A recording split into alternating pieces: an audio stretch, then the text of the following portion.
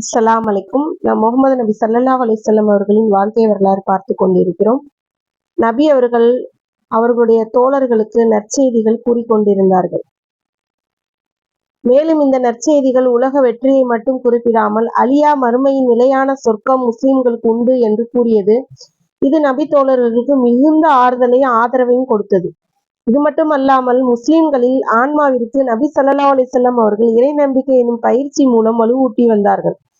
அவர்களை குர்ஆன் மற்றும் நல்லுபதேசங்களால் பரிசுத்தமாக்கினார்கள்.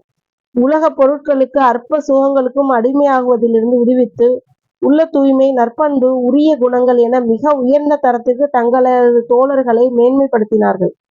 அகிலங்களை படைத்து அல்லாவின் பக்கம் அவர்களின் கவனங்களை திருப்பினார்கள். வழிகேடு என்ற இருள் அகற்றி இஸ்லாம் என்ற ஒளியின் அவர்களை நிறுத்தினார்கள். துன்பங்களும் துயரங்களும் பொறுத்து சகித்து துன்பம் இழைத்தவர்களை பழிவாங்காமல் உள்ளத்தை அடக்கி அழகிய முறையில் மன்னிக்கும் பண்பாட்டை நபி ஸல்லல்லாஹு அலைஹி வஸல்லம் அவர்கள் தோழர்களுக்கு கற்றுக் கொடுத்தார்கள்.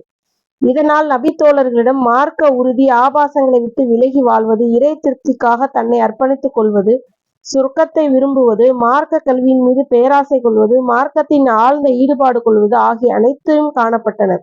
மேலும் மன ஊசலாட்டங்கள், கடிவாளமிட்டு அற்ப உணர்ச்சிகளுக்கு ஆட்பட்டு விடாமல் மனக்குழப்பங்களை கட்டுப்படுத்தி பொறுமை, நிதானம், கண்ணியம், ஒழுக்கம் ஆகியவற்றை கடைபிடித்து சிறந்த நன்மக்களாக விளங்கினார்கள். 3ஆம் காலகட்டம். மக்காவிற்கு வெளியே இஸ்லாமிய அழைப்பு. தாயிப் நகரில் நபித்துவத்தின் 10வது ஆண்டு நபி ஸல்லல்லாஹு அலைஹி வஸல்லம் அவர்கள் மக்காவிலிருந்து 60 மைல் தொலைவில் உள்ள தாயிப்பிற்கு சென்றார்கள். இது கிபி 619 மே மாதம் இறுதி அல்லது ஜூன் மாதம் ஆரம்பத்தில் ஆகும். நபி ஸல்லல்லாஹு அலைஹி வஸல்லம் அவர்கள் தங்களது அடிமை ஜைது இப்னு ஹாரிஸுடன் கால்நடையாக சென்றார்கள். திரும்பும் போதும் கால்நடையாக திரும்பினார்கள். வழியில் இருந்து ஒவ்வொரு கூட்டத்தாருக்கும் இஸ்லாமிய அழைப்பு கொடுக்கப்பட்டும் அக்கூட்டத்தால் எவரும் இஸ்லாமிய அழைப்பை ஏற்றுக்கொள்ளவில்லை.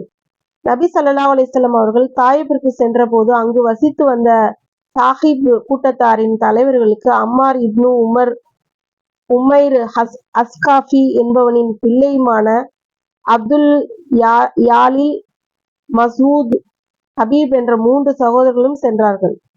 அவர்களிடம் இஸ்லாமை பரப்புவதற்கு உதவி செய்ய வேண்டும் என்று கோரினார்கள். ஆனால் அவர்கள், ஒருவன் உன்னை அல்லாஹ் தூதராக அனுப்பியது உண்மை என்றால் நான் கௌபாவின் திரையை கிழித்து விடுவேன் என்று கூறினான். மற்றொருவன், அல்லாவிற்கு உன்னை தவிர நபியாக அனுப்ப வேறொரு ஆள் கிடைக்கவில்லையா என்று கேட்டான்.